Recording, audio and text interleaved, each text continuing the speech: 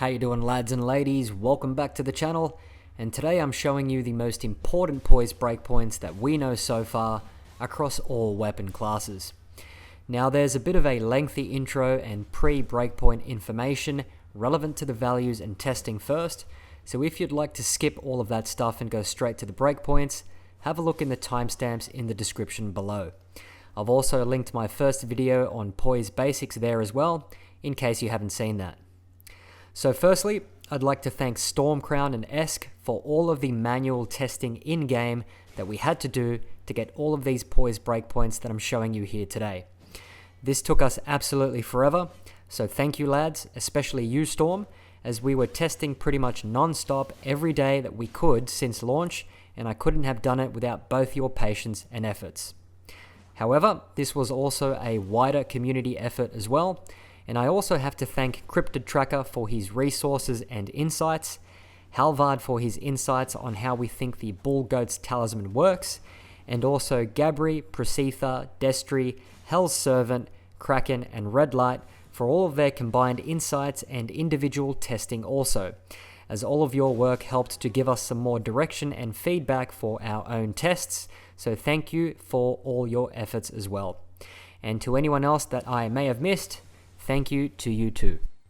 Now for some important information related to the breakpoints in this video. Firstly, these values are an approximation of the highest amount of poise that you need to tank an attack. We needed to essentially go up by 1 point in a lot of circumstances due to how we think the Bull Goat's Talisman works. Basically, we think it adds a multiplier to the amount of poise gained on top of the total poise you already have with armor. And that multiplier oftentimes gives you a decimal value, or at least we think it does. Now this is a challenge because you can't actually see the decimal value in-game. The status screen just shows you whole numbers. So an example of how this threw us off during our testing, let's just say you need 70 poise to tank an attack with just normal armor combinations.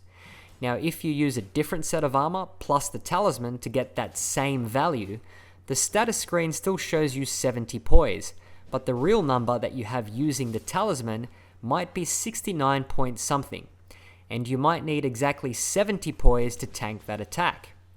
Now because you can't see that decimal in-game, your character will actually stagger, and you'll think, what the heck, I thought this took 70 poise to tank. So to try to account for this, we had to add a +1 to a lot of our values. Furthermore, there were some values we could not reach with armor or with armor plus the talisman, so we had to settle for the next value up that was a possible combination in-game.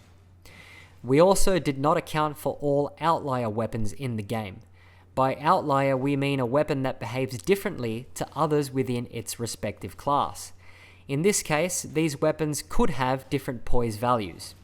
Now we tried to capture some that we found, but not all of them, so keep this also in mind. Now normally if the moveset is different, that could be a giveaway.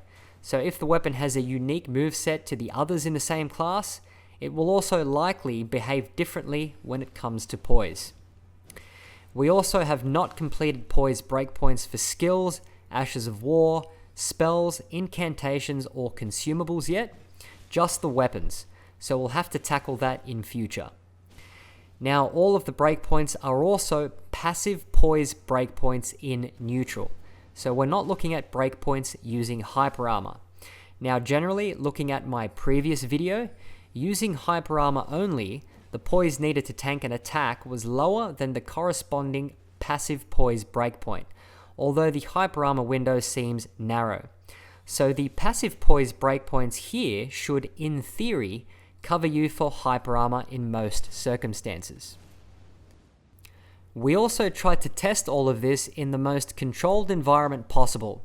So we both basically had PlayStation 5s, we ensured that we had no body buffs or debuffs, and we tested all of this as methodically as we possibly could in neutral, like you saw in the clipped examples on my previous video looking at poise basics. Now finally, we move on to the breakpoints themselves. So I've structured this to show you small and fast weapons first, medium weapons, and then heavy weapons. So feel free to screenshot the breakpoints as we progress through the video. Okay, here we go. Okay, so how does this spreadsheet work? Well, you've basically got the attack types there going down in the first column, and you've got the weapon classes going to the right, so they're categorized there. You've got small weapons and fast weapon categories, and the weapons tested below those. Now, a couple of things here with these breakpoints. If we go over to the fast category 1, the small thrusting sword, when we're looking at the power stance backstep L1, we've got between 97 and 98. So we couldn't find an armor combination that gave us 98 naturally. So with the talisman, it's between 97 and 98. Over to the fast category 2, where we've got some interesting findings, especially for curved swords. Firstly, the one-handed R2 charged. For curved swords at 101 poise, you can tank the first swing of the attack because essentially it's 2 swings here. And for the two-handed R2 charged, again for curved swords, it's 111 poise to tank that first swing. Now down to the power stance running L1, for curved swords again, you can consistently tank the attack at 86 poise, but sometimes inconsistently, you can also tank it at 61. Now, I think this is because it's a multi-hit attack, so sometimes one of the swings misses, but also we think that sometimes one of these attacks doesn't register at all. Now, we don't know why this is, so we're going to have to explore that in a future video, but otherwise, consistently, I would say stick to 86 to be safe. Now down to the power stance backstep L1, it's 60 for curved swords and 91 for spears. And down to the power stance jumping L1, again with curved swords, you can tank it at 117 poise if part of the attack misses. Otherwise, you can't tank it at all for curved swords or for any other weapon within this category. Now heading over to our medium category weapons, where we've got some interesting findings as well, kicking off with the medium category 4, which is our halberds. If we head over to the one-handed R2 uncharged, it's 103 poise for the Knight Rider glaive, the golden halberd, and the lucerne. Otherwise, it's 101 poise for the others. Now down to the two-handed R2 charged, you can tank the first swing of the animation at 56 poise, otherwise it's greater than 133, but this excludes the Knight Rider glaive, the golden halberd, and the lucerne, as they have different animations, so you can't tank those at all. Now down to the power stance L1, it's 56 poise to tank the first swing, otherwise it's 112 for the full animation. Same with the power stance running L1 and the power stance backstep L1. And finally with the power stance jumping L1, it's greater than 133 unless one of the halberds misses. So with the animation, if one of the halberds misses you and the other one hits, you can tank the attack. Over to medium category 5, which is our reapers. The one-handed R2 charged at 101 poise, you can tank the first swing, but this is just with the scythe, otherwise it's greater than 133. Then down to the two-handed R2 charged at 111 poise, you can tank the first swing, but again this is only just with the scythe, otherwise it's greater than 133.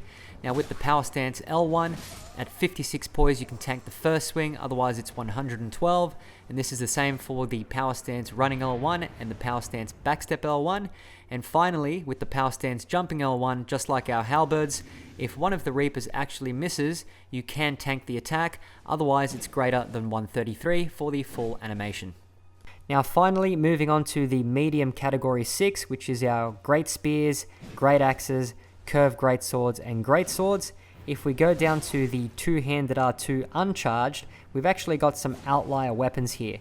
So it's 124 for the tree spear, 133 for the serpent hunter, the Siluria's tree, and the Vike spear, and greater than 133 for the alabaster lord's sword. And finally, with the power stance running L1, it's 133 for great spears, otherwise 123 for the rest within this category. Alright, and now we move to our heavy weapon categories. So firstly, looking at the great hammers there, if we go down to the power stance rolling L1, you can actually tank the first hit at 73 poise, but you can't tank the second. So it's greater than 133 in total if you intend to tank the full animation. If we go down to the power stance crouch L1, again 73 to tank the first hit, but you cannot tank the second, so greater than 133 overall. And again, this is because you've got 2 swings, so you can roll out after tanking the first swing. Now if we go over to the colossal weapons and variants, With the power stance backstep L1, you can actually tank the first hit at 87 poise for colossal swords, but otherwise you cannot for other colossal variants. And that's pretty much it. So I hope you enjoyed this video. A lot of work went into it, and I'll catch you on the next one. Cheers.